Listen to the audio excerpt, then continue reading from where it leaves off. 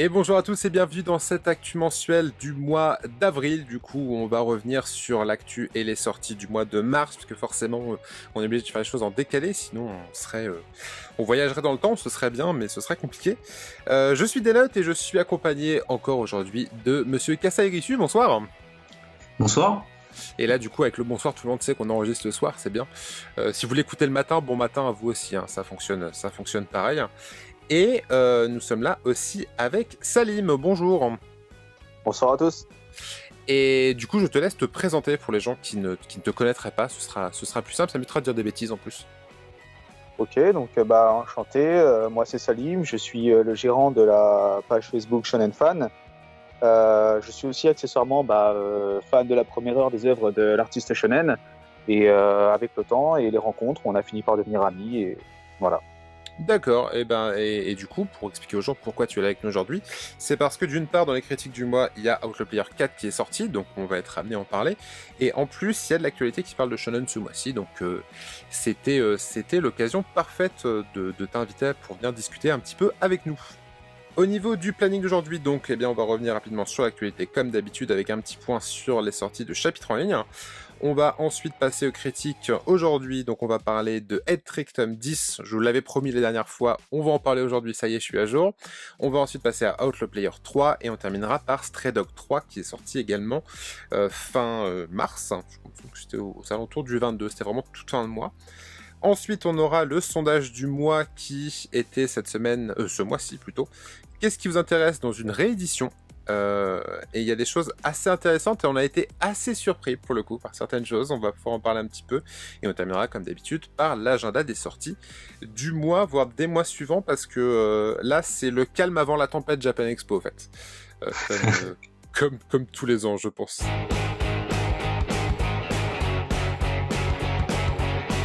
Alors, l'actu du mois de mars, qu'est-ce qu'on a eu ? Pour commencer, on va parler un petit peu de Kiyun et de son fameux tremplin. C'était la 2e édition qui se terminait le mois dernier à l'occasion d'une soirée le 17 mars à la Maison du Japon à Paris, la Maison de la Culture du Japon plus précisément à Paris, qui du coup voyait une conférence sur le marché du manga français qui était assez intéressante, suivie de la remise des prix de ce tremplin. On avait l'auteur Yamishin qui est la gagnante du premier tremplin, qui nous sort au mois de juin, si je dis pas de bêtises, Green Mechanic.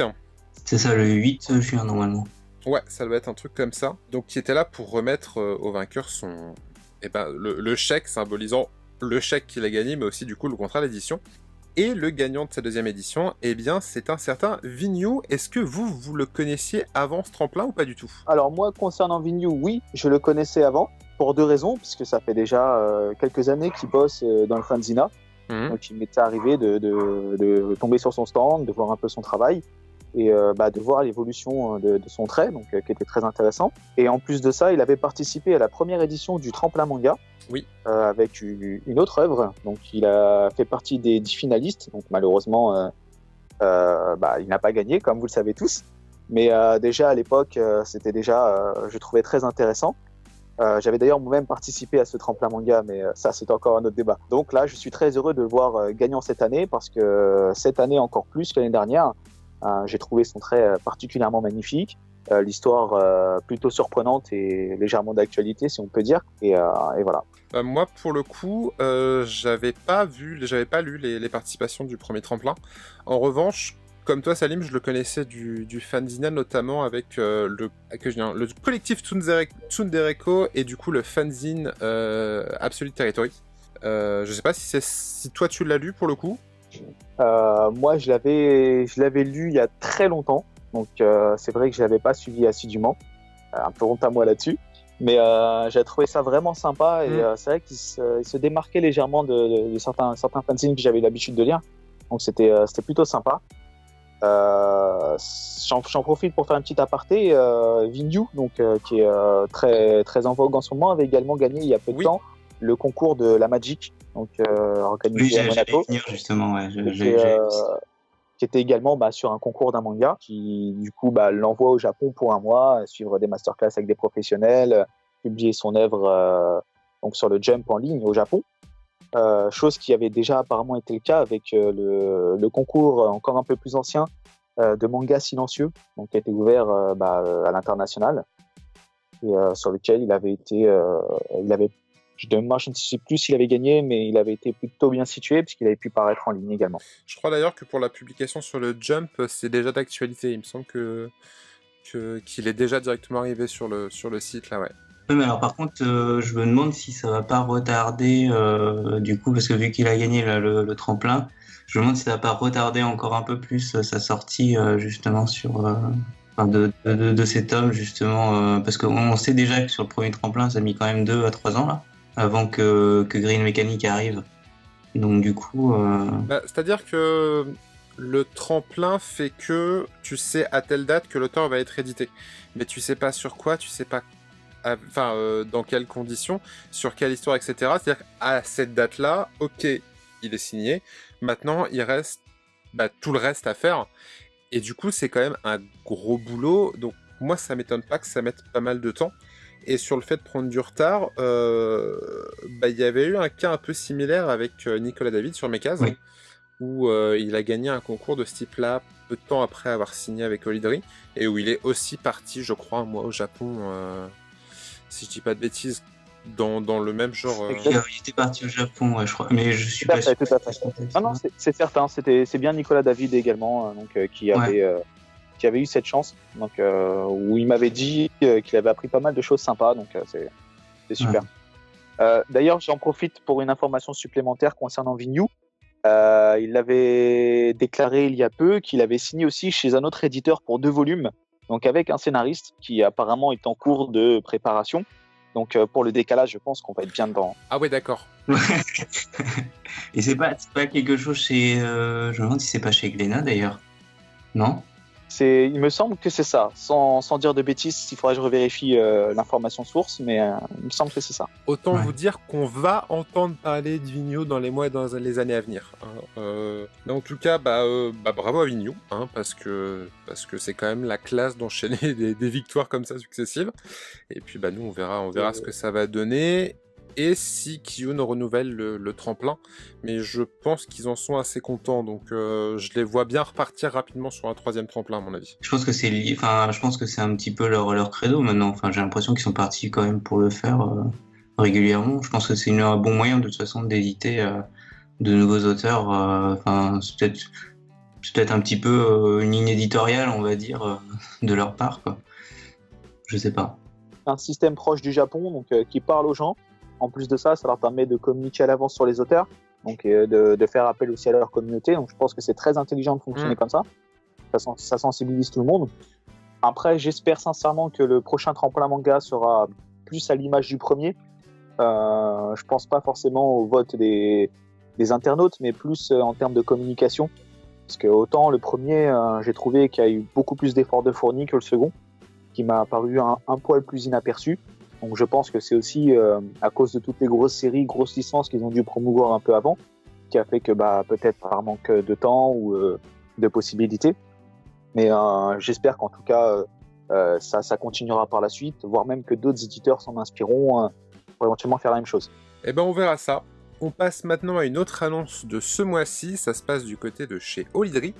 Alors Olidri donc qui avait sorti à la base Golem, qui ensuite a lancé Mekaz, et qui est une maison d'édition qui s'est montée suite au succès de la web-série Noob. Et tout le monde se demandait un peu à quand un manga Noob, et la réponse c'est bientôt, puisque ça y est, c'est annoncé le manga Noob Reroll, qui sera scénarisé par Fabien Fournier, qui est le créateur de l'univers, qui scénarise les BD, les web-séries, les films, etc. Enfin, c'est le monsieur qui chapeaute un peu tout ça, et qui sera dessiné par Joris Boyer, qu'on connaît aussi sur internet sur le pseudo de New Gibson, et qui commençait un petit peu à se faire connaître via un manga en pré-publication, qui était sur Manga Draft, si je dis pas de bêtises. Oui, c'est ça, c'est Flying First.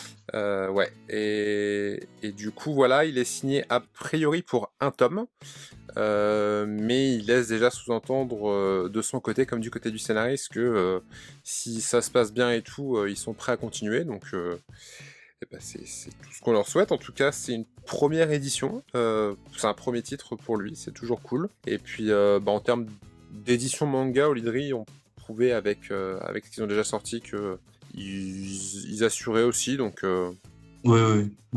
C'est quand même bien qu'ils sortent ça. En fait, moi, ça me fait un petit peu penser à, comment dire, à Ankama, quand ils ont créé Ankama et qu'ils ont sorti Dofus. totalement. Tu vois, c'est vraiment... et ça va peut-être leur permettre justement d'avoir leur base BD, manga, etc. Enfin, leur diversité à ce niveau-là. Et ce qui va peut-être leur permettre aussi de pouvoir peut-être financer d'autres projets derrière, d'auteurs, soit de nouveaux auteurs ou d'auteurs qui auront participé éventuellement justement à la série Noob. Et ça peut que être bénéfique, je pense, pour eux. Voilà, à condition qu'effectivement que ce soit toujours du travail de qualité, hein, parce que c'est ce qu'on cherche avant tout et c'est ce qu'on a pour le moment dans le manga français, donc à voir.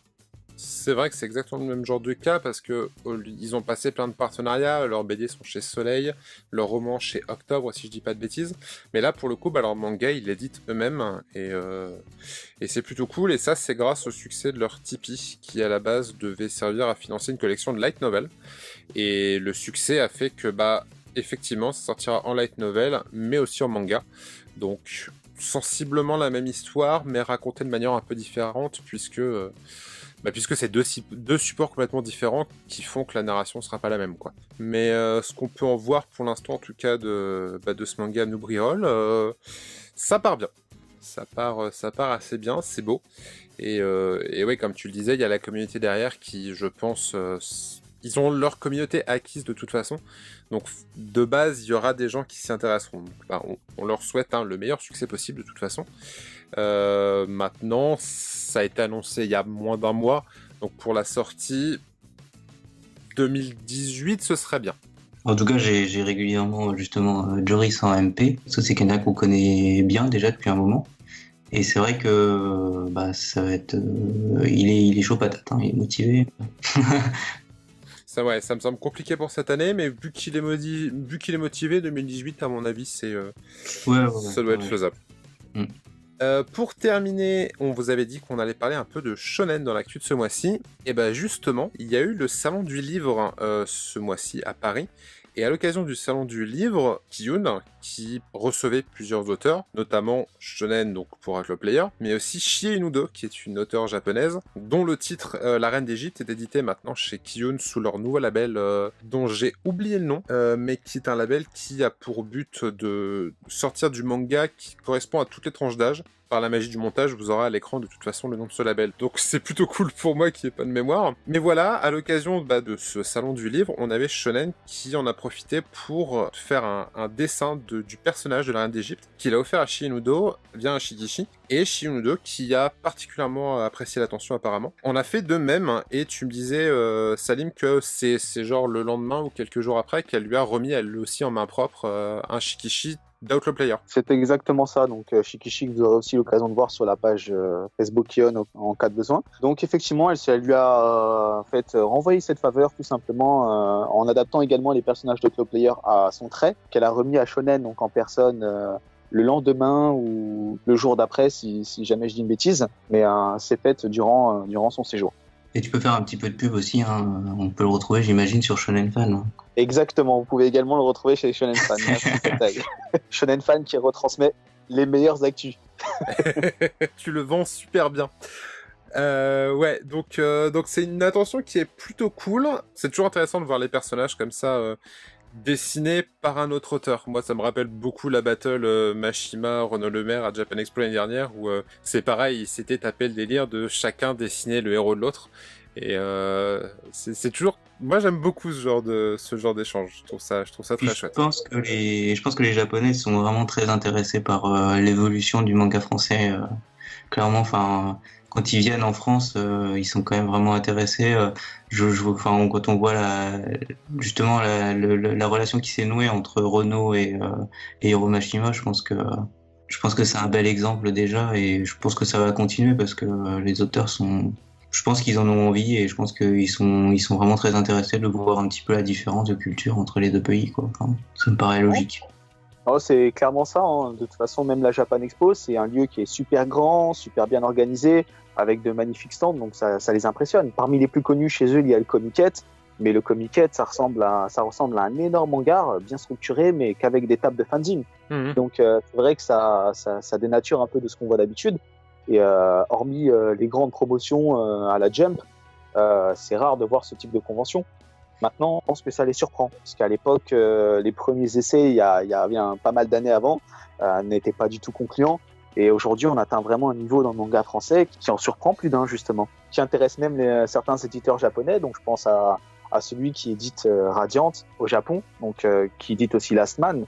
Donc, ce sont des éditeurs qui sont intéressés par l'exotique et notamment par tout ce qui est à l'influence japonaise manga, mais vu par d'autres. Ça reste encore des petits éditeurs, mais je pense que ça va venir. Mais déjà, par exemple, au Salon du Livre, il y avait, effectivement, on en a partagé l'article. Il y a France 3, justement, qui est passé. Donc, ça intéresse encore un petit peu plus les médias qu'avant. Donc voilà, il y a encore des progrès à faire, parce que quand il parle de Manfra, c'est pas terrible, mais bon, c'est déjà mieux qu'avant où ils en parlaient pas du tout. Donc voilà, il y a des progrès à faire, mais c'est un bon point. C'est clair que c'est un média généraliste qui s'intéresse à un domaine très pointu, donc forcément que c'est un peu survolé et que forcément les thèmes sont pas toujours les bons. Mais c'est vrai que voilà, si les médias généralistes même commencent à se rendre compte dans un truc aussi énorme que le Salon du Livre, qu'on a des auteurs de manga français et que ça rameute du monde, c'est qu'effectivement, il y a un truc qui est en train de se passer, quoi. Ouais, et puis de toute façon, c'est un peu une part de marché qui est à prendre pour les éditeurs français, on va pas se mentir. Le monde du manga, forcément, étant tellement vaste, c'est de plus en plus difficile d'acquérir de grosses licences sans y mettre un prix exorbitant. Donc la création de manga peut être une porte de sortie, elle a pas mal d'avantages, donc notamment la liberté pour tout ce qui est communication, mise en avant, ou même tout simplement ma mise sur la mise en place de l'œuvre. Et aussi, je pense à, par exemple, l'éditeur Kazé, qui lui est maintenant rattaché à une maison mère japonaise, donc qui édite quasi en direct ses œuvres. Donc si à l'avenir, chacune des maisons d'édition japonaises décide de faire comme Kazé, ce sera très très difficile pour nos maisons d'édition actuelles. Voilà, pour l'actualité, on va terminer par rapidement le point sur les sorties de chapitres, et ça a été très calme ce mois-ci. Du côté de Jet Trick, on en parlait, chapitre 83, donc le premier du tome 11, qui est sorti le 1er mars, et le chapitre 84 qui devait sortir au 1er avril, est décalé, ne sortira que le 10, donc il n'est pas encore sorti au moment où on enregistre, mais il ne devrait pas en être là au moment où vous écouterez ça, et normalement, après, ils sont sur un rythme d'un chapitre tous les premiers du mois, sauf souci. Du côté de chez Weekly Comics, on n'a pas eu de sortie de chapitre français ce mois-ci, si ce n'est ceux qui sont sortis tout début mars, dont j'ai parlé déjà la dernière fois. En revanche, Weekly Comics a sorti ce mois-ci sa version italienne, avec des titres français, donc disponibles sur la plateforme italienne. On voulait quand même le souligner.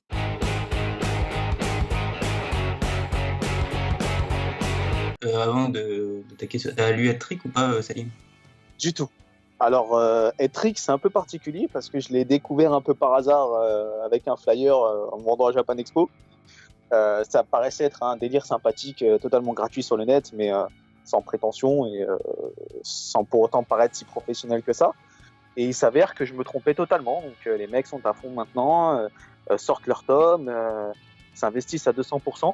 Donc, Hat-Trick, c'est juste que je n'ai pas eu aujourd'hui l'occasion ou le courage de me lancer dedans, mais j'ai pas d'a priori et pourquoi pas. Eh ben écoute, ça je vais le garder, ça fera une magnifique introduction, parce que j'avais exactement le même avis. Moi j'avais vu que c'était un titre qui était auto-édité et qu'ils étaient partis dans leur truc, qu'ils arrivaient à sortir des versions papier, mais je savais pas que ça avait pris une telle ampleur au tel point que maintenant ils éditent eux-mêmes leurs bouquins, mais ils ont aussi des tonnes de goodies variés qu'ils ont édité. Je reviens là-dessus, mais j'avais déjà bugué le mois dernier. Ils ont créé une marque de boisson de ce manga. Est-ce que c'est pas genre le goodies le plus peut-être compliqué à créer? Je sais pas, c'est assez fou. Oui, j'avoue. Mais voilà, je vous avais promis de parler de Hat-Trick ce mois-ci, un peu en retard. J'étais au tome 1 le mois dernier quand on enregistrait. Un mois après, j'ai mangé les 10. Et j'attends fébrilement la suite, du coup, maintenant. Alors, Hat-Trick, on vous en a jamais parlé. Donc c'est un peu compliqué d'attaquer directement au tome 10. Pour vous résumer l'histoire rapidement, en fait ça va être très compliqué de vous résumer l'histoire, on va vous résumer le pitch, ça va être plus simple.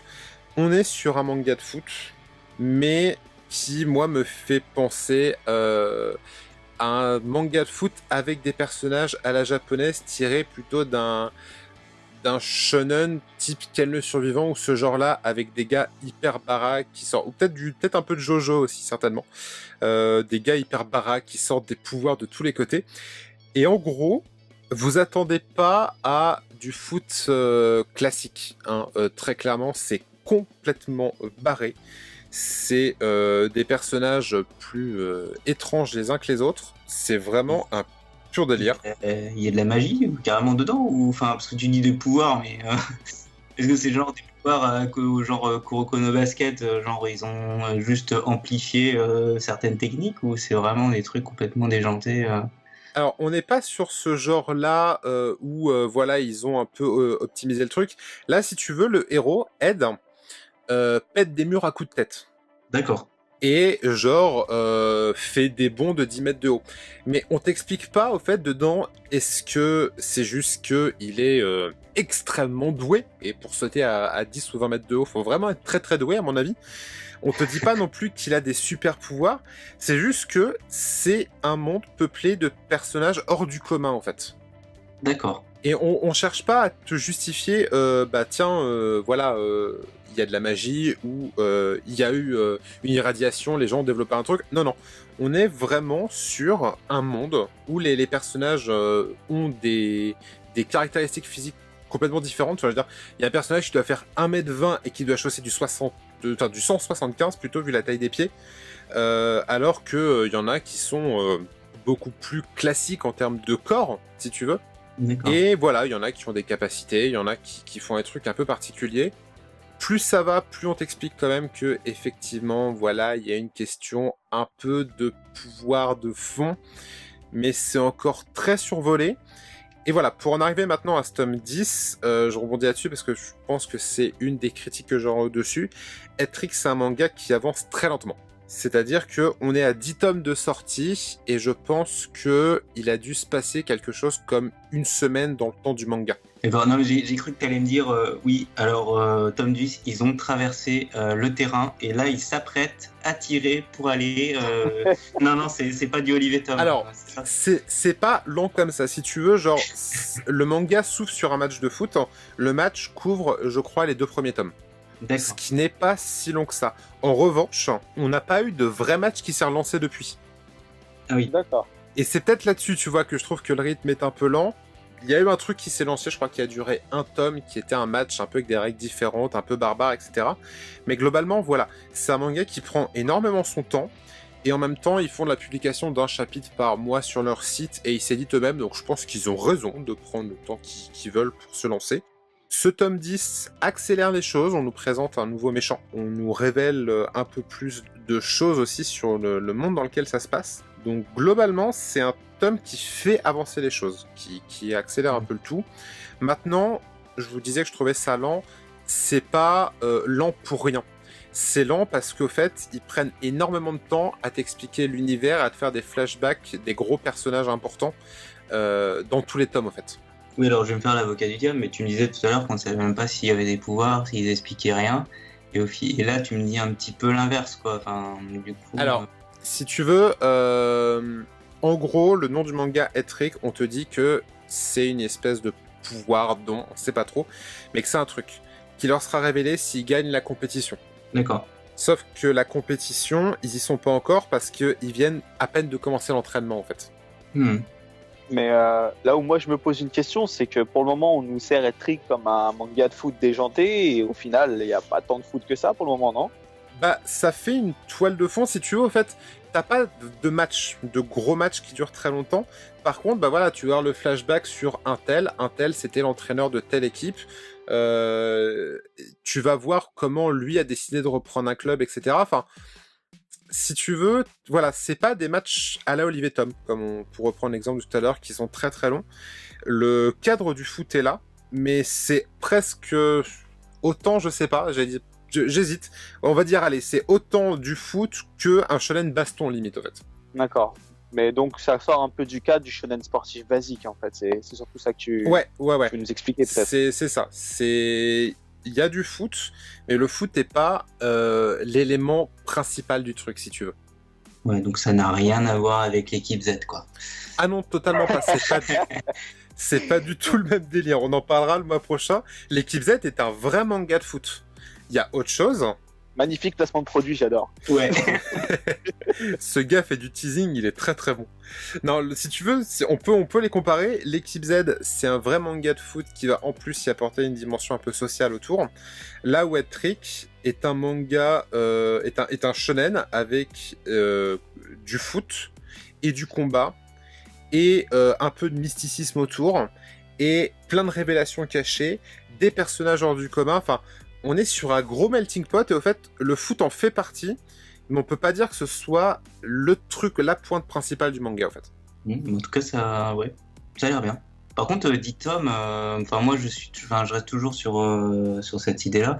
10 tomes, au bout d'un moment, il va falloir qu'ils sortent peut-être une réédition en double volume ou il va falloir qu'ils commencent à y réfléchir, hein, parce que moi, par exemple, 10 tomes, ça commence à faire pour que ça me freine un petit peu pour commencer, tu vois. C'est à partir de 10 tomes, ça commence à être beaucoup. Et l'avantage que tu as par rapport à ça, c'est que tout est disponible gratuitement sur leur site, en fait. C'est-à-dire que si tu y vas, tu t'inscris, ça va te débloquer un nouveau chapitre par jour. Donc ça te freine un peu, et en même temps, un chapitre par jour, c'est quand même pas mal. Mais tu peux pas les mettre de côté, et puis 10 jours après, tu les lis tous. Ah si. Voilà. Si tu veux, voilà, une fois tous les jours, tu vas avoir un chapitre qui va se débloquer, après tu les lis à ton rythme. Tu as que genre les 2 ou 3 derniers qui sont privilégiés pour les gens qui sont en abonnement, enfin pas en abonnement mais qui sont inscrits au Club Z, qui s'appelle, qui te donne 2-3 avantages, genre des images bonus, l'accès au chapitre en avant-première, et puis une réduction sur la boutique, tu vois. Par contre, j'ai l'impression qu'ils les sortent directement maintenant, leur tome, ils passent même plus par un financement aussi. Ah non, c'est vraiment, ils sortent tous leurs chapitres, quand tous les chapitres sont sortis, ils sortent le tome, et puis voilà. D'accord. Et pour ceux qui, comme moi, sont un peu allergiques au scan et ce genre de choses, le volume est vendu combien? Alors, que je te dise pas de bêtises, je crois que c'est 6,95. Ça reste honnête. C'est moins de 7 euros. C'est 6,90, 6,95, un truc dans ces eaux-là. Pour de l'auto-édition, totalement, surtout que le rendu du bouquin est totalement pro. Tu le mets dans ta bibliothèque, il dénote pas avec le reste, en fait. D'accord. Et il est commandable uniquement sur le net, j'imagine? Il n'est pas forcément trouvable un peu partout? Ça dépend, je crois que normalement ils sont référencés à la Fnac, donc tu peux le trouver à la Fnac. Maintenant, ça dépend du rayon de manga de ta Fnac et dans des librairies partenaires. Ok, c'est une chose à savoir. Mais sinon, si tu les commandes en ligne, les frais de port sont gratuits sur les bouquins, en fait. C'est top. Donc franchement, voilà, moi j'ai découvert il y a un mois et demi après, je suis membre du club pour lire les chapitres en avant-première et j'ai acheté les 10 bouquins. C'est vous dire le coup de cœur. Ouais, de toute façon, tu l'avais déjà pressenti, enfin, on l'avait déjà pressenti sur la dernière actu du mois. Donc, non, c'est cool. Ouais. En tout cas, moi, ça me tente bien. Si c'est pas, parce que je suis pas du tout, j'ai vraiment quand même du mal avec les mangas de sport. Hein. Je cache pas. Et faut vraiment qu'ils soient intéressants. Mais si là, effectivement, ça n'a rien à voir avec un manga de sport, quoi. Clairement, enfin, t'as beau avoir des matchs de foot de temps en temps, comme tu dis, enfin, régulièrement, on va dire que c'est un petit peu la base, mais ça reste quand même, si j'ai bien compris, en tout cas, que l'univers qui est développé derrière, savoir s'il y a des pouvoirs qui sont cachés, pourquoi les personnages sont comme ça, etc. Enfin, c'est toutes les interrogations, on va dire, autour qui font vraiment la richesse du manga, je pense. C'est totalement ça. Au fait, limite, c'est pas le foot qui va être un frein si t'aimes pas le foot, c'est plutôt le côté barré. Si vraiment, toi, t'aimes les choses qui sont réalistes, terre à terre, etc., t'auras du mal. Par contre, si tu rentres dans leur délire, que t'aimes ou que t'aimes pas le foot, tu vas plonger, quoi.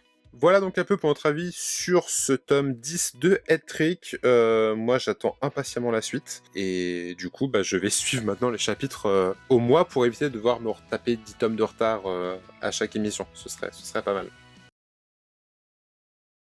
Pour un tome 4, donc de Shonen au scénario et au dessin chez Kiyun. Alors, Outlaw Player, c'est pour ça qu'on a invité Salim. Parce que, on va être tout à fait honnête avec vous, il y a 3 semaines, peut-être, quand on a commencé à prévoir cette émission, on en a parlé avec Kasai. Lui comme moi, on avait lu que le tome 1 et on avait des grosses réserves sur Outlaw Player. Donc moi, j'ai voulu vraiment insister pour pas me faire un avis que sur un tome 1 parce que c'est au contraire ce genre de choses qu'on essaye de vous faire passer par cette émission et par ce qu'on fait, c'est ne vous faites pas les avis que sur le tome 1. Donc j'ai écouté notre doctrine et j'ai insisté. Mais voilà, on trouvait intéressant de voir comment ça évolue et du coup d'en discuter avec toi, Salim, qui connaît très bien les œuvres de Shonen. Outlaw Player, en gros, si vous connaissez cette vague de manga et d'anime qui est sortie à la Sword Art Online pour ne pas le citer, on est voilà sur un manga de MMORPG dans lequel le héros est coincé, il peut pas se déconnecter. À la différence de ce qu'on a pu voir ailleurs, il sait pas pourquoi, limite il le sait même pas lui-même au début, et il va se retrouver avec d'autres joueurs qui eux aussi sont coincés. La particularité c'est que ces joueurs vont avoir une caractéristique qui va être surboostée, par contre ils n'ont pas accès à tout l'interface du jeu, donc ils sont vraiment coincés dedans comme dans la vie réelle au fait, hein. Pas d'interface qui vous permet de changer de stuff ou quoi que ce soit, et il va petit à petit faire équipe avec des joueurs qui sont dans sa situation, qui doivent essayer de rester ensemble parce qu'on sait pas trop si c'est bien pour eux de mourir dans le jeu dans ces conditions. Voilà. Pour t'expliquer un peu où on en était, nous, Salim, avant d'arriver à la critique de ce tome 4, on trouvait, nous, que sur le début, ça manquait un peu d'enjeu, dans le sens où ça prend énormément son temps pour te présenter le tout, et que du coup, ouais, il est coincé, mais ça a pas l'air de l'inquiéter plus que ça, le héros, au début, et du coup, l'aventure est chouette, mais le jeu vidéo faisait un peu gimmick à la mode, au fait, sur le tome 1. Nous, c'est l'avis qu'on en avait. Je sais pas si toi, ça t'a fait ça. Bah, moi, étant donné que je connais le passif, pas du tout. Parce qu'en fait, c'est loin de surfer sur la vague, ça avait été créé en 2002 à l'origine par Shonen dans un webcomic du même nom, donc, qu'il éditait en anglais et en ligne à l'époque. Et il a juste peaufiné son histoire et décidé de la rendre professionnelle après ses dernières expériences professionnelles en tant que mangaka. Donc Ki-hoon s'est lancé dans l'aventure, mais bon, ça tout le monde le sait. Et étant donné qu'en plus cette série était amenée à faire environ 20 tomes, il avait à cœur d'instaurer les bases pour les joueurs, de pas faire du jeu une simple excuse comme on peut retrouver chez Sword Art Online par exemple. Alors c'est curieux parce que, moi clairement, dans le premier tome, c'est vraiment l'impression pourtant que j'ai eue que le jeu vidéo était une excuse. Tu vois, c'est vraiment l'impression moi que j'ai eue à la lecture, c'est vraiment ça. Ça reste que le premier tome, mais comme il prend, comme tu expliques à l'instant, qu'il prend son temps pour que l'univers se développe, pour bien faire comprendre toutes les ficelles un petit peu du jeu, etc. On peut comprendre ce choix-là aussi, hein. Donc voilà. Bah justement, pour rebondir sur ce que tu dis, déjà au début, il était absolument pas au courant d'être dans un jeu. Donc il se réveille un peu au milieu de nulle part, il sait pas trop ce qu'il fout là. Il sait même pas s'il est pas en train de rêver, puisque ça a l'air un peu gros, un peu aberrant. Donc Oui. il va à l'arrache, faire ce qu'il a à faire, vivre ses petits trucs en essayant justement de découvrir ce qui lui arrive. Et c'est seulement en arrêtant un joueur qu'il a commencé vraiment à se rendre compte de là où il était, sans pour autant comprendre comment il est arrivé, et surtout ce qui peut se passer après, quoi. Donc ça, c'est le départ. Donc il avait vraiment pas conscience d'être dans un jeu au tout début, tellement ça lui paraissait réaliste. Fort heureusement pour lui, il n'était pas dans une zone des plus agressives, parce que dans un MMORPG, la mort peut vous rencontrer à tout instant, pour y avoir déjà joué, donc j'imagine que de votre côté, ça le cas aussi. Et mourir au départ, surtout au début, c'est quelque chose qui peut vraiment nous arriver de manière très fréquente. Donc c'est déjà une chance pour lui que ça n'ait pas démarré comme ça, mais bon, sans ça, il n'y aurait pas de manga. Et voilà, donc après, Shonen, je pense, a vraiment mis un point d'honneur à développer l'univers au départ. Donc peut-être qu'effectivement, cet effet de méconnaissance du héros au départ a peut-être penché dans l'impression qu'il voulait pas installer son univers et développer le jeu.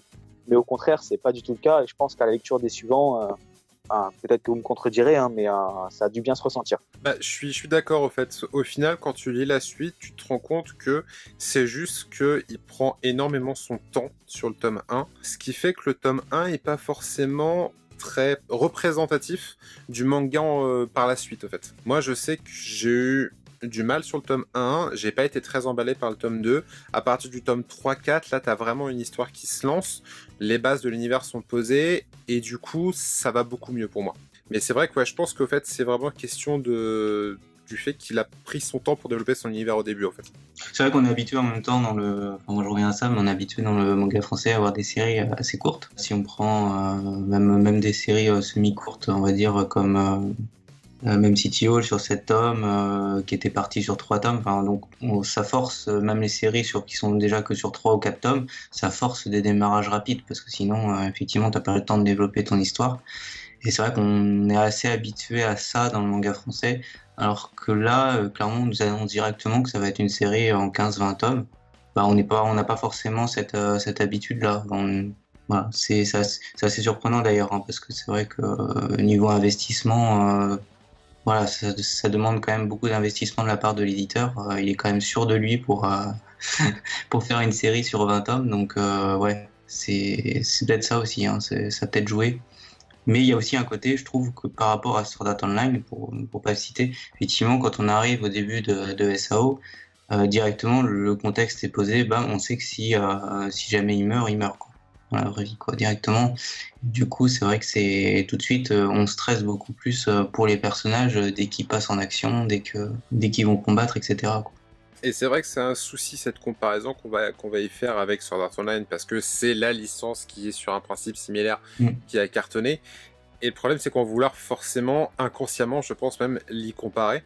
Alors que tu te rends compte au fait en avançant que y a d'autres enjeux dans Outlaw Player qui sont pas là dans SAO et qui sont du coup propres à Outlaw Player et qui sont assez intéressants. Je pense notamment par exemple aux PNJ. Les PNJ ont une IA propre et que les PNJ ne respawnent pas.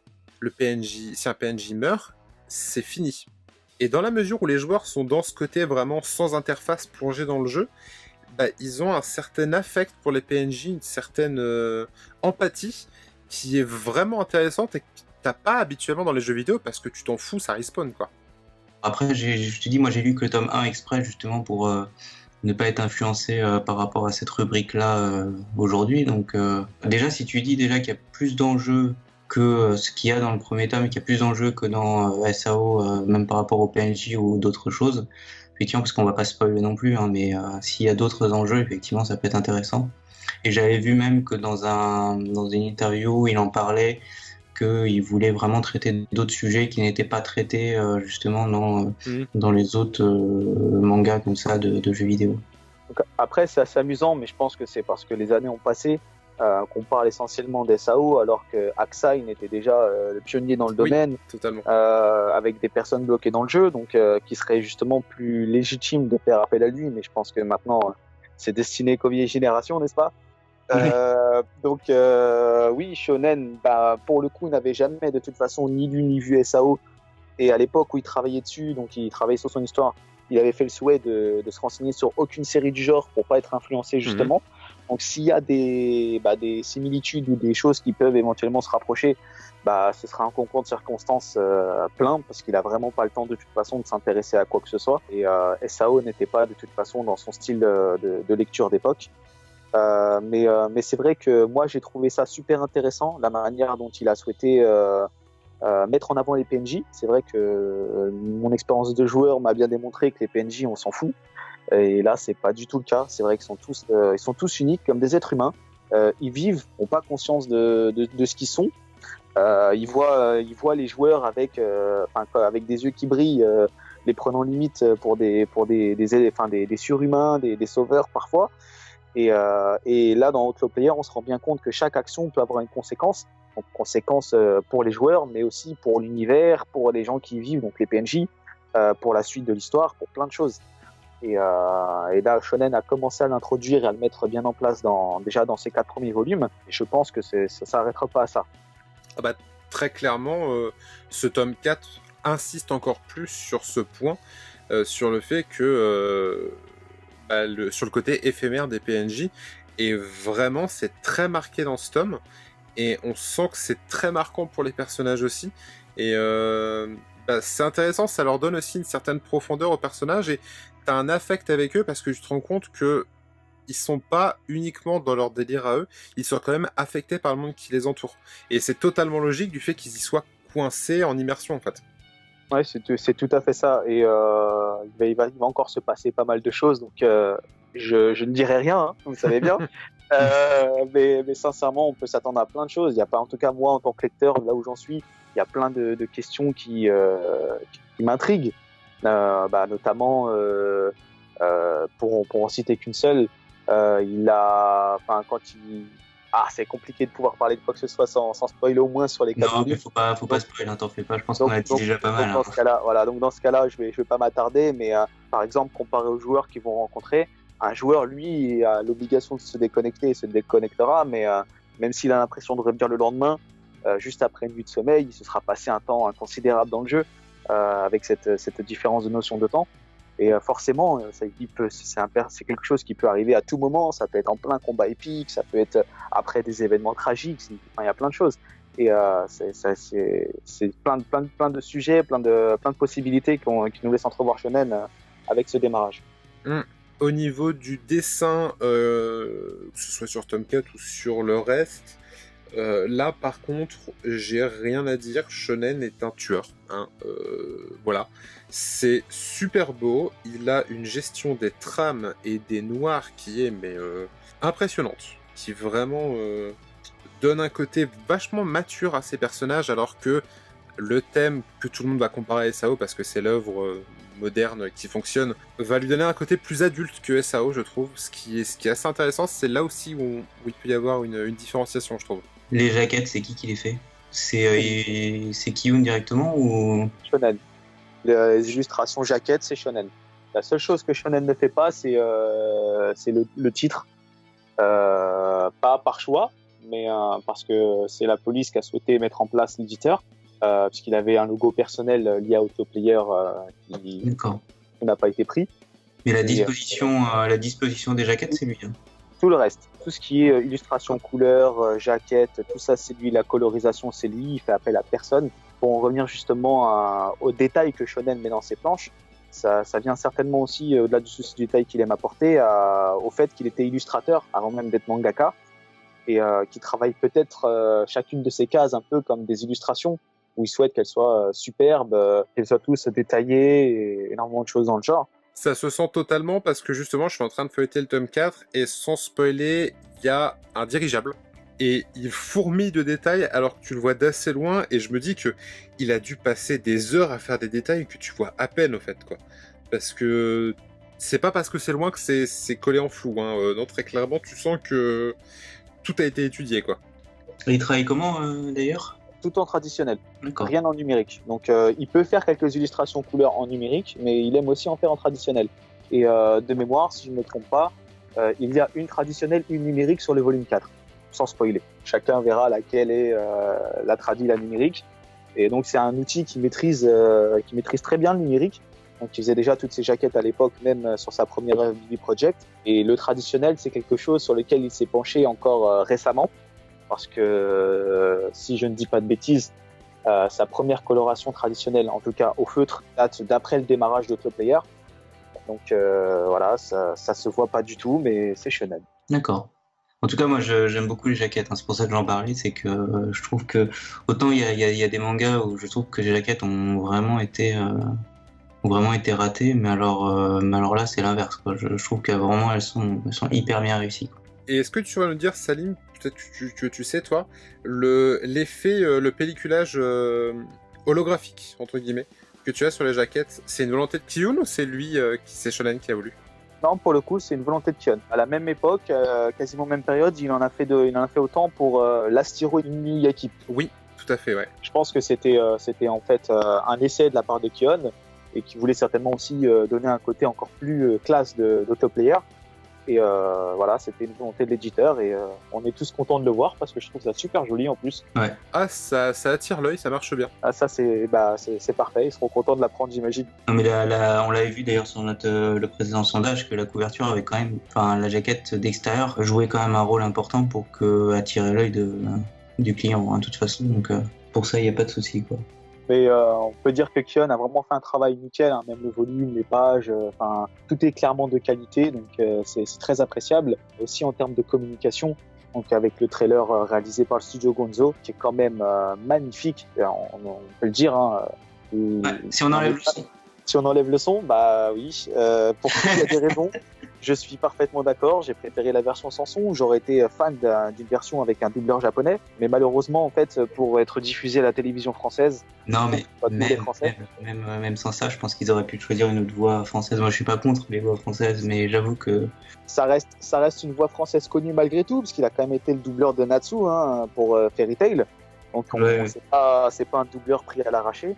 Je pense que Kiyun a réfléchi sur ça et a souhaité prendre une voix connue qui avait du métier, plutôt peut-être une voix un peu plus mature. Peut-être qu'il souhaitait aussi attirer une nouvelle vague de lecteurs, dont aussi les plus jeunes. C'est peut-être par ça qu'il est passé. C'est d'ailleurs aussi pour ça qu'il a communiqué sur Autoplayer un peu dans un esprit proche de SAO, qui n'a pas forcément eu le retour escompté de certaines personnes, mais je pense honnêtement qu'ils auraient pu, et je critique pas le doubleur, attention, hein, c'est juste que je trouvais que par rapport à Outlaw Player et à la façon dont moi il m'avait été présenté, je trouvais pas la voix adaptée par rapport à ça. ouais, non, ça je te comprends et je te rejoins tout à fait.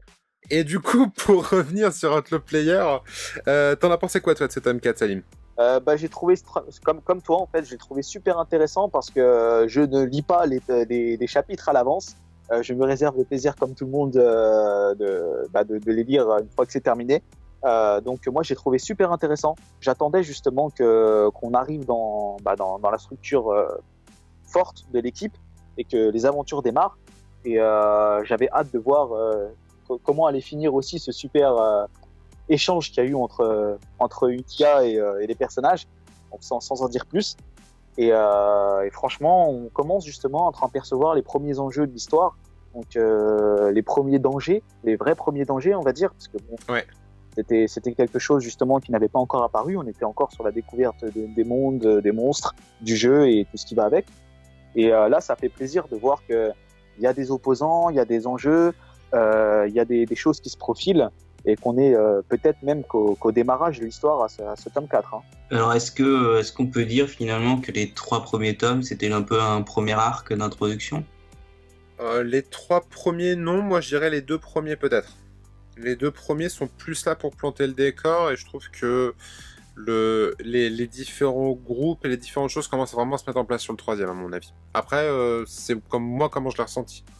Après, sans une fois de plus, sans en dire trop, mais je pense que dans un shonen, et un shonen un peu dans cet esprit-là, il est important qu'il y ait quand même pas mal d'action, pas mal de bastons. Et planter le décor, c'était une bonne chose, mettre des choses en place, malgré quelques petites scénettes qui nous donnent déjà un bon aperçu. Ce tome 3 a su combler l'attente de pas mal de personnes sur cet aspect-là, sur ce point. Il était temps, je pense, dans ce volume 4, on repose vraiment ce qui était important pour la suite, pour l'avenir.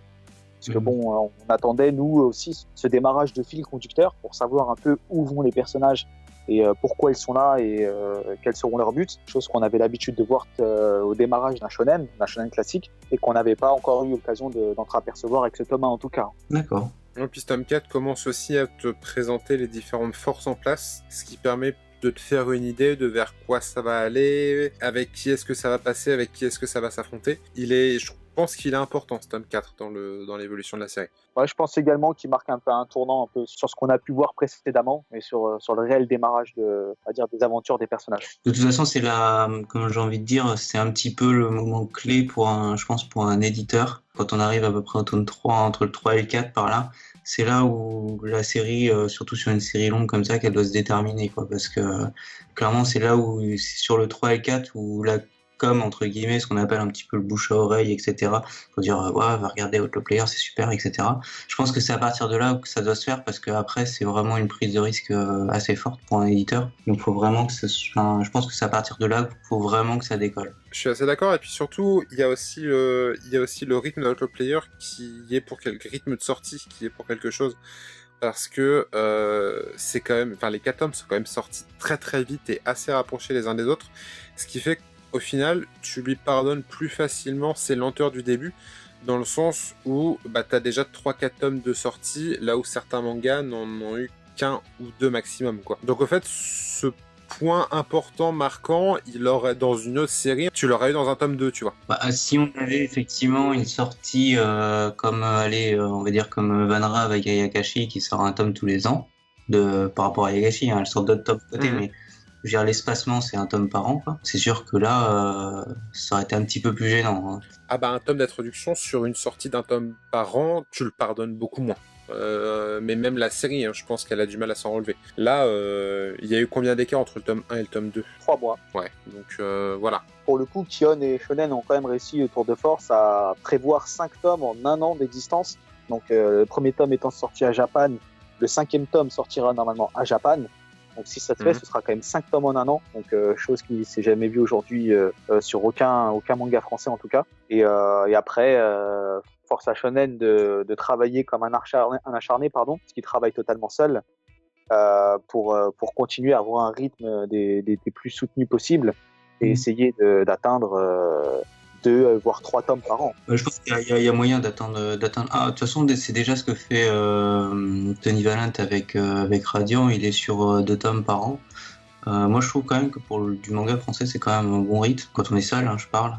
Parce que c'est quand même assez soutenu, tout seul. Effectivement, entre le trailer, la mise en place, parce que quand même, c'est pareil, ils ont bien insisté dessus à la sortie de la dernière Japan Expo, cette couverture shiny qui attire l'œil, etc. Et cette thématique qui rappelle des thématiques fortes japonaises, je pense vraiment que Kiyun a voulu marquer le coup pour pouvoir fondre Outlaw Player dans un catalogue manga Jap, et le rythme était primordial pour y arriver. Et je pense qu'ils ont réussi leur coup sur cette affaire-là. Clairement, moi je pense qui va sortir au Japon. Alors, donc concernant les ventes à l'étranger, je suis persuadé à 200% que Kiyun est déjà dessus, sans pour autant en parler, parce que forcément, c'est le genre d'information qu'on dévoile une fois que c'est fait, une fois que tout est verrouillé, et pas avant.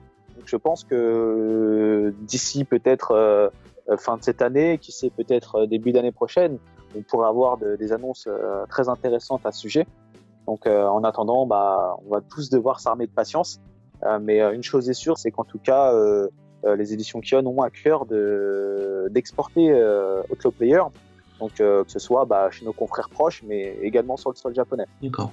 En tout cas, moi, j'attends j'attends ça, et puis j'attends aussi plus d'animes. Mais bon, ça, s'il sort une série en 20 tomes, il y a moyen quand même sur 20 tomes, je pense qu'il y a moyen de faire une série quand même. Il y a largement moyen de faire quelque chose. Après, un animé à un coût qui est vraiment plus qu'impressionnant, surtout si on souhaite avoir un animé de qualité. Parce que loin de moi critiquer certains animés qui ont pu être faits, mais par exemple, on peut parler du cas Last Man, qui je trouve en anime a un rendu super.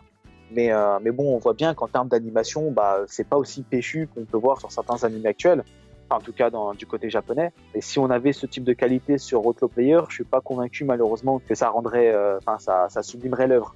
Donc sur Last Man, ça rendait très très bien, ça lui donnait même un style très propre et justement encore plus attirant que l'œuvre de base. Et pour le coup, c'est top, parce que moi, Last Man, j'étais très réticent, le trait ne me plaisait pas du tout.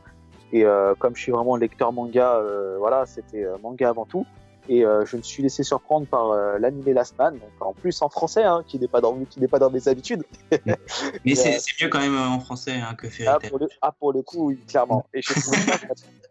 Et j'ai trouvé ça vraiment super super sympa, donc je le conseille à tous, un petit aparté. Même si vous n'êtes pas forcément partant pour du Last Man en lecture, commencez par ce petit animé. Et je pense que vous serez peut-être amené à changer d'avis ou au moins vous intéresser à l'œuvre par la suite, tout simplement. Et je pense qu'on peut clôturer là du coup sur Outlaw Player. Le message qu'on veut vous faire passer, c'est si vous avez du mal au début, insistez. Voilà, parce qu'une fois que la mise en place est faite, ça démarre bien. Ça démarre très bien. Surtout que vous savez que c'est une série qui va durer entre 15 et 20 tomes. Voilà. C'est normal que ça mette du temps, donc donc insistez effectivement, au moins aller jusqu'au 3e tome. Visiblement, c'est le 3e qui est quand même le premier tournant. Et si vous sentez que ça peut démarrer, le 4e, je pense que c'est lui qui donne vraiment le ton du manga. Donc si vous aimez pas au 3e ou au 4e, effectivement, là, voilà. Sachez que c'est quelque chose qui est relativement courant dans le monde du manga classique, que ça démarre pas au premier tome, donc c'est vrai qu'on aimerait que tout démarre bien au premier tome. Je pense, moi, par exemple, à l'époque à Shaman King, où avant le démarrage du Shaman Fight, j'étais limite prêt à abandonner le manga. Et arrivé à je crois, le 5e tome, l'histoire a pris son envol et j'ai trouvé ça super. J'ai d'autres exemples du même type, à la même époque, Yu Yu Hakusho. Si je m'étais arrêté au premier tome, j'aurais jamais lu la suite et pourtant j'aurais raté quelque chose de magnifique. Et c'est le cas pour quelques séries qui sortent encore aujourd'hui. Je pense que vraiment, pour se faire une idée, je vous rejoins totalement. 3 tomes, c'est le minimum. C'est le minimum pour se faire une idée sur une œuvre. Et si au-delà de ça, effectivement, ça vous a pas plu, peut-être que cette fois, l'auteur ou l'histoire ou tout simplement ne vous convenait pas ou ne vous plaisait pas. Mais je pense sincèrement que pour Outlaw Player, ça va être une très très grosse surprise. Et je doute que beaucoup de personnes reviennent vers moi après avoir lu au moins 3 tomes en me disant j'ai vraiment pas aimé, quoi. Non, et puis de toute façon, si vous aimez pas, Shonen Fan rembourse tous les mangas que vous aimez pas, il les reprend. Donc non, c'est pas ça. Le premier qui vient vers moi en me disant j'ai lu les 3 tomes, je les ai là, j'aime pas, rembourse-moi, je le fais. Je précise, le premier.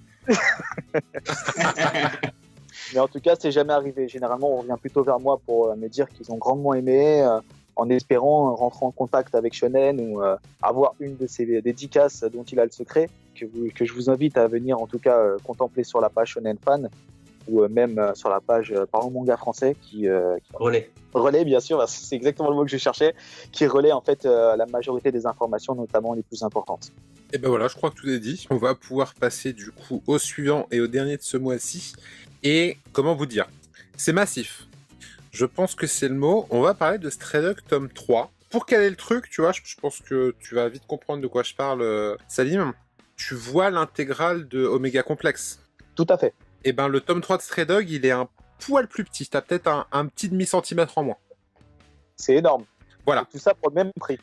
9,15 €, je crois. D'accord, donc à peine plus cher qu'un format classique. Voilà. Il y a plus de 400 pages. Voilà. Alors, Stray Dog tome 3. Stray Dog nous revient donc du coup après un an d'attente, puisque Vandra est très productive, mais sur plusieurs séries. Ce qui fait que du coup ça prend un peu de temps. Mais voilà, quand vous avez attendu un an, que vous avez votre pavé de 400 pages, ça passe, hein, l'attente est contentée. On s'était laissé sur un gros cliffhanger bien stressant à la fin du tome 2, sur le sort potentiellement tragique d'un des personnages. Voilà, et donc tout le monde meurt. Voilà, donc je préfère vous prévenir qu'Asai n'a pas encore lu ce tome 3. Hein. Restez avec nous, n'ayez pas peur, pas de crise cardiaque ni rien, ça continue. Cela dit, ce tome 3 est la fin du premier arc. Dixit Vanra à la fin. Donc il marque un tournant, effectivement. Qu'est-ce que je peux vous en dire de ce tome 3 ? Le pavé est justifié. C'est-à-dire qu'il fait pas 400 pages pour rien. Et on sent vraiment que Vanra a voulu prendre le temps, dans ce tome 3, de développer les relations entre certains personnages, qui du coup marchent bien, qui du coup sont assez prenantes parce qu'elles ont le temps de se faire, et aussi insister pas mal sur certains aspects un peu dérangeants. Ce que je veux dire par là, c'est que il y a des choses qui sont suggérées, qui prennent le temps d'être suggérées, et où au fait, via quelques bribes d'images et du texte et une ambiance et une certaine durée, il y a des choses qui sont juste monstrueuses et qui font frissonner à la lecture. Il y a une très bonne ambiance sur ce tome 3, vraiment. Je dois vous avouer que c'est assez prenant, et notamment au début. Notamment, il y a plusieurs descriptions de ce qui arrive à un personnage. Je vous laisserai découvrir ça. Si vous l'avez lu, je pense que vous savez exactement de quoi je parle. On peut pas le rater. C'est dérangeant, ça. Vous voyez, ça tortille un peu de l'intérieur en mode ah non, ça c'est crade quand même. Au niveau de l'ambiance, on est toujours sur cet univers un peu dark fantasy qui marche plutôt bien, avec le style en plus de Vanra qui s'y accommode pas mal. Entre les différentes espèces, beaucoup de loups-garous, mais c'est parce que Stray Dog, donc forcément, on est principalement sur le loup-garou, mais voilà, on entend un peu parler du reste. Au niveau du dessin, comme je vous le disais, ça marche bien sur tout ce qui est sombre, en fait, sur les dégradés de noir, sur les... Il y a des pages qui sont complètement noires, avec juste un mot marquant en plein milieu, pour rendre le truc impactant. Petit défaut que j'y mettrais, et je sais pas du coup, alors Samy, toi on en parlait rapidement tout à l'heure, Kasai, toi t'as lu que les 2 premiers. Ouais. Le seul petit défaut que j'ai avec Stray Dog, c'est que j'ai énormément de mal à différencier les personnages masculins en fait. Et heureusement qu'il y a un trombinoscope au début qui vous montre un peu les tenues, parce qu'il y en a, quand j'arrive dessus, je sais pas qui c'est. Je me demande si c'est pas lié aussi un petit peu à son style de dessin, parce que finalement il y a un petit peu le même problème... Même sur Ayakashi. Ouais. C'est moins marqué sur Ayakashi, je trouve, parce qu'en plus, ils ont des tenues très différentes. Oui. Là, sur Stray Dog, il y a des fois où j'ai un peu de mal à savoir qui est qui. Alors bon, tu finis par t'y retrouver. Mais globalement, moi, c'est le petit défaut que j'aurais avec Stray Dog, c'est que des fois, t'es obligé de revenir à la liste des personnages en te disant, attends, ça c'est qui ? Ça c'est machin, et machin, il est directeur du Bird. Ok, ça y est, je peux continuer. Donc ça casse des fois un petit peu la lecture. Sorti de ça, ça se lit tout seul. Surtout, on en disait tout à l'heure sur les sorties qui sont un an après, etc. C'est vrai qu'on a tendance un petit peu à oublier on se souvient de l'histoire, mais c'est vrai qu'à quoi ressemblait tel ou tel personnage. un an après, on n'a pas forcément, on a un petit peu oublié, quoi. Enfin, faut dire ce qui est. Donc du coup, c'est vrai que en plus, si la différenciation est pas flagrante, ça aide pas, quoi. Et du coup, enfin, je me pose la question, n'aurait-il pas mieux valu que le troisième volume soit sorti avant, laissant place à un quatrième par la suite? Ça aurait forcément écourté le délai, parce que là, on était sur un tome sur un an, mais faisant aisément le double d'un volume. Alors, il faut savoir que ce tome comprend 3 chapitres. Ok. Donc c'est vraiment des chapitres qui sont mastoc, et vraiment, je me suis posé la question aussi, hein, parce que effectivement, t'as l'équivalent d'à peu près 2 tomes et demi de n'importe quel autre manga. Donc oui, effectivement, t'as un moment où tu te dis, pourquoi est-ce qu'on n'aurait pas ressorti tous les 6 mois un tome plus petit? Mais vraiment, en fait, c'est la construction de ces chapitres, Ravanra, qui sont très longs, très denses, mais qui du coup sont là pour le rythme, enfin pas pour le rythme, pour la mise en place, pour l'ambiance en fait. Et tu pourrais, je pense, assez facilement condenser, faire des chapitres un peu plus courts, en réduisant certains trucs, mais tu perdrais grandement en développement des personnages en fait. Et comme c'est quand même une part importante du manga, je pense que ça le desservirait plus qu'autre chose. Après, Stray Dog était déjà édité, je crois, aux États-Unis, non? Alors, j'ai un doute là-dessus, parce que je sais que Vanra a édité un titre aux États-Unis. Maintenant, te dire lequel précisément, je vais avoir du mal. Et du coup, en termes de confort de lecture, c'est pas un peu gênant des gros pavés comme ça? Moi, ça me dérange pas trop. On est à peu près à la limite, tu vois. Plus, ce serait compliqué, parce que on est un poil en dessous de méga complexe. Comme je disais, on est à peu près sur les tomes doubles de Fushi Ankama. Donc, ça passe. C'est un peu lourd. Pour le coup, c'est plutôt bien fait dans le sens où t'as un bel espace entre la reliure et le début des pages, ce qui fait que t'es pas des fois en train de te dire « Ah mince, j'arrive pas à voir ce qu'il y a au milieu du bouquin » en fait. Ce qui arrive des fois sur certaines éditions. Là, c'est... Niveau lecture, ça passe. Faudrait pas plus, je pense, parce que ça commencerait à être gênant, en fait, à être trop volumineux dans les mains, et du coup, t'as du mal un petit peu à gérer les pages, etc., quoi. Moi, je l'ai juste eu en main, j'ai pas encore eu le temps de le lire, mais je trouve quand même que c'est un petit peu gros. Enfin, personnellement, hein, je trouve que c'est un petit peu gros pour un volume, parce qu'on n'est pas, faut quand même pas oublier que c'est pas, on sort pas de l'intégrale, là. Enfin, je sais pas, mais voilà. Donc, je trouve ça un peu gros. Moi, j'aime bien la limite. Je trouvais que la limite sympa, limite le volume le moins épais là de Stray Dog. Je sais plus si c'est le 1 ou le 2, mais celui qui est le moins épais, ça allait encore. Et mais j'aime bien moi les volumes finalement comme Chronicles Express par exemple, tu vois, ils sont assez épais, mais au moins parce que quand c'est trop fin, par contre dans les bibliothèques c'est pas très beau, je trouve. Bah, tu vois, effectivement, il est épais, je peux comprendre ce que tu me dis. Maintenant, c'est tellement agréable à lire, enfin en termes de contenu, le fait que ce soit vraiment dense, tu te dis qu'au final, ouais, c'est un gros bouquin, mais vu le contenu qu'il y a dedans, c'était pas gênant en fait. D'accord. C'était justifié.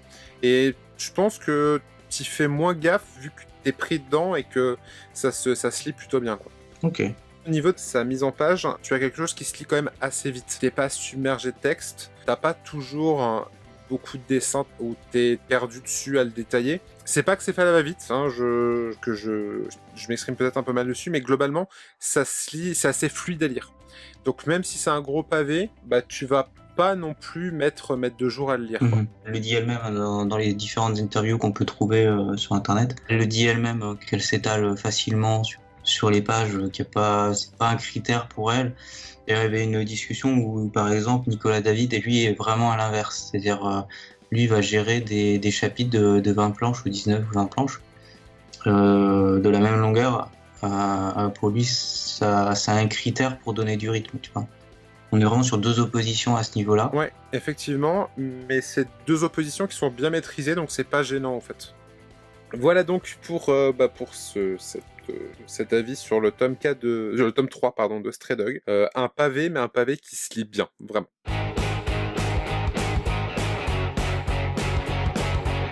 Alors, le sondage du mois, ce mois-ci, la question qu'on vous a posée, c'est qu'est-ce qui vous intéresse dans une réédition? Bien évidemment, on parle de manga français, mais pas que, puisque je pense que ce soit un manga français ou un manga japonais, la manière dont est fait une réédition va pas vous impacter selon l'origine du manga.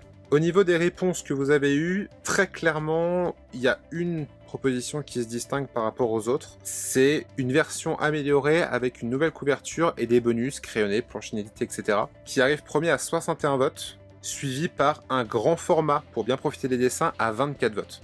Et là, vraiment, le premier est en tête de loin par rapport au reste des réponses. On sent vraiment que voilà, c'est ce qui vous a intéressé.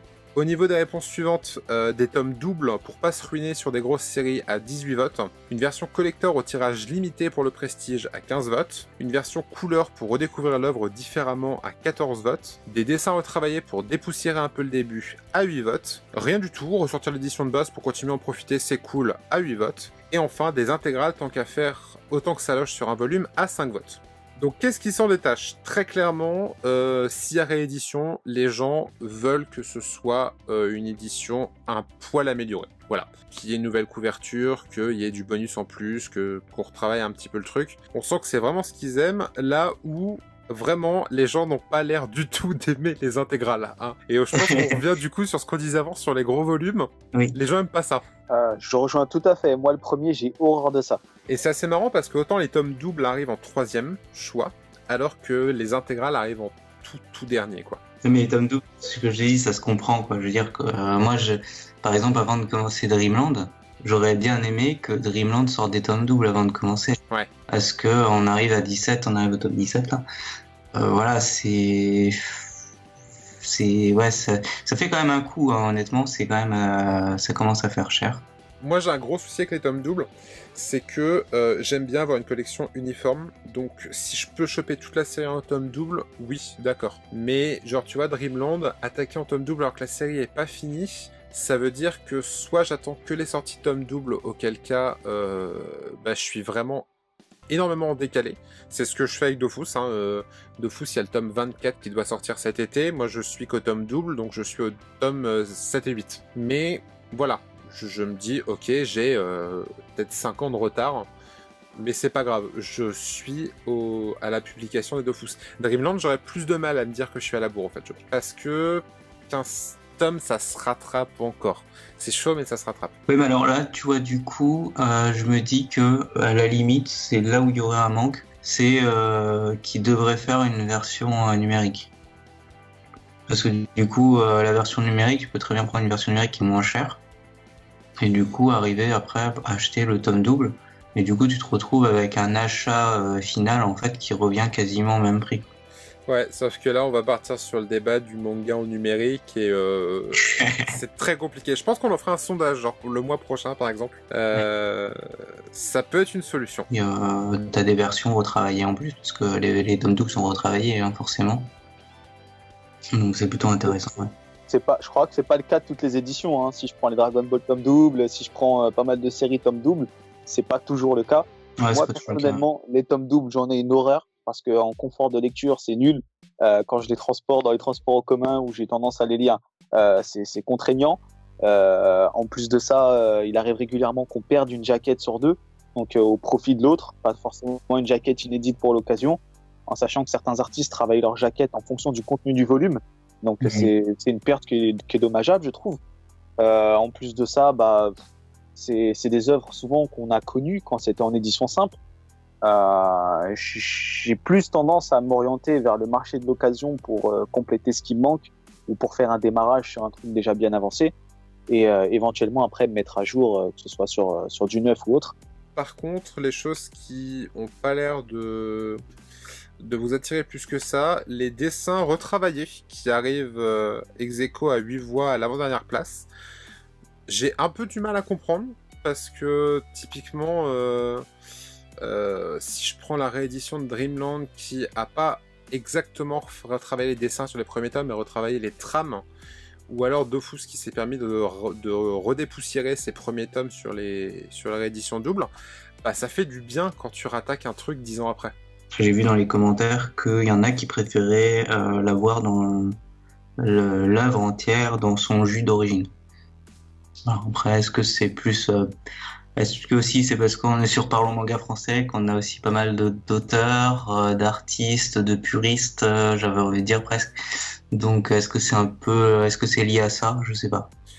Je sais pas parce que pour revenir sur l'exemple de Dreamland, Renaud lui-même le dit que ses premiers tomes, il les rouvre plus parce que sinon, il n'en est pas forcément hyper satisfait, quoi.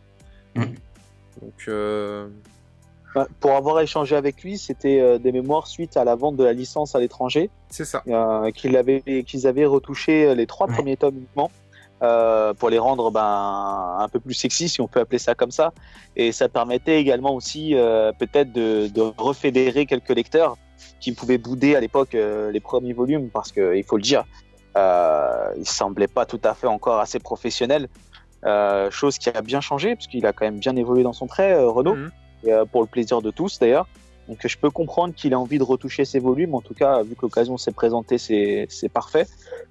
Maintenant, revenir sur une vieille œuvre, je pense qu'il est mieux d'éditer une édition plus collector, un peu comme ils ont fait pour Hikaru no Go chez Tonkam, plutôt que de juste retravailler le même volume sans contenu supplémentaire et d'essayer de le revendre comme ça. Parce que les pertes... Je suis assez partant, moi, des versions collector. Bah, ça arrive en plein milieu du sondage à 15 voix. C'est pas le gros succès, mais on sent qu'il y a un petit intérêt pour ça. Moi, très clairement, je sais que des vieilles séries, typiquement Dragon Ball, par exemple, qui a eu 50 rééditions, moi, l'édition qui m'intéresse le plus, c'est les gros volumes collector qui ont été rebossés au niveau de l'édition, etc. La version un peu spéciale, quand même, sur une vieille série, quitte à la rattaquer, c'est quand même plus intéressant, je trouve.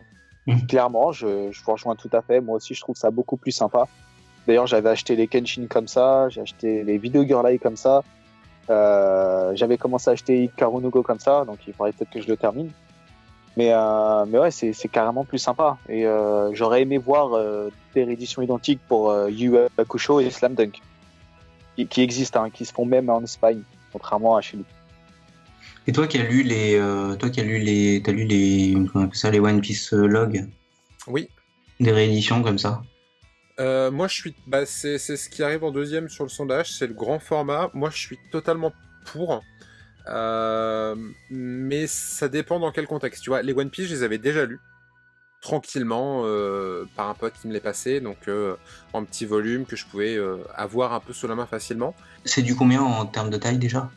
Les One Piece, les logs, c'est quasiment du A4. C'est quasiment du A4. Ah oui, ouais, on est quand même énorme. Ouais. Ouais, on est encore au-dessus que des trucs en 15-21 là, comme parce que là j'ai les Lolita Cher qui sont des gros volumes et des très très belles éditions. D'ailleurs, je le conseille parce que c'est rien que niveau édition, c'est vraiment top.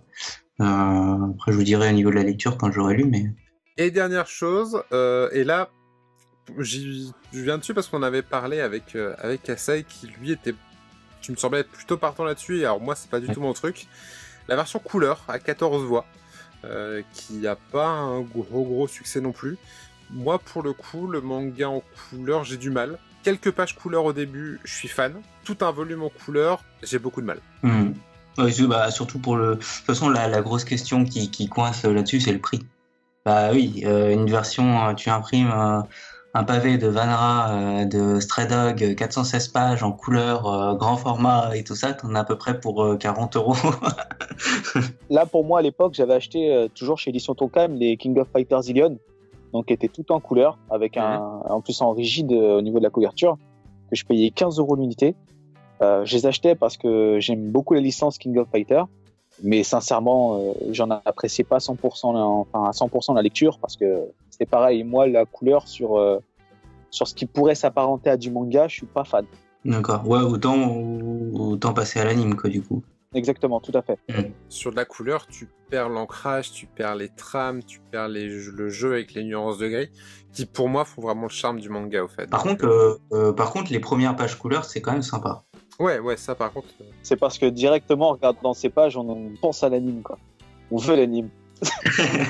Voilà pour le sondage du mois. Pour terminer rapidement l'agenda des sorties du mois prochain, on va même prendre les 2 mois prochains, hein.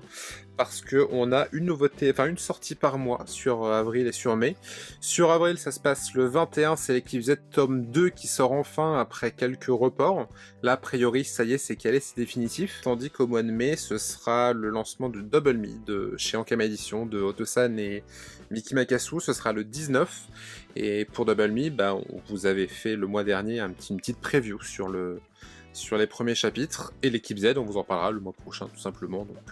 Donc voilà, teasing, pub, on est bien barré là-dedans dans cette émission. Ouais. Et puis il y aura les premiers contacts de l'équipe Z et il y aura un premier contact de Balmy. Sur ce qu'on prévoit de toute façon, oui, il y aura un premier contact sur l'équipe Z pour accompagner la sortie du tome 2, il y aura un premier contact sur Double Me au lancement puisque c'est l'essence même de cette émission-là. Et puis sur les mois à venir, si on veut faire un peu de teasing, il y a une nouvelle dédicace filmée qui arrive avec le volume à gagner le mois prochain, puisque le volume je l'ai là sous les yeux et je pense que vous allez aimer. Et puis d'autres interviews d'éditeurs, il y a des choses très sympas qui se préparent aussi. Voilà un petit peu, et écoutez, je vous remercie de nous avoir écoutés, on a essayé de faire plus court et je pense qu'on va avoir fait plus long, hein. C'est la magie de l'enregistrement un peu en mode live. Merci Cassel de m'avoir accompagné, merci Salim d'avoir été avec nous pour cette émission. Donc on rappelle, vas-y, je te laisse faire ta pub pour la fin sur Shonen Fan. D'abord, merci à vous de m'avoir invité, ce fut un plaisir, j'espère que j'aurais pu... apporter des informations à certaines personnes qui se posaient des questions sur Shonen ou sur Outlaw Player, donc en espérant que ça vous aura incité à le découvrir. Donc n'hésitez pas à venir si vous êtes fan du style de Shonen, de ses œuvres, donc sur la page Shonen Fan, page Facebook, où vous pourrez y trouver pas mal d'informations à son sujet, des dédicaces. Vous pourrez également essayer aussi, si vous avez des questions, de les transmettre via ce biais. Et écoutez, merci de nous avoir écoutés. Et puis, nous vous donnons rendez-vous le mois prochain pour une nouvelle actu. Et puis, sinon, tous les jours sur Facebook, sur le groupe Parlons Manga Français, toutes les semaines en vidéo sur la page YouTube. À la prochaine, bye bye. Bye. Bye.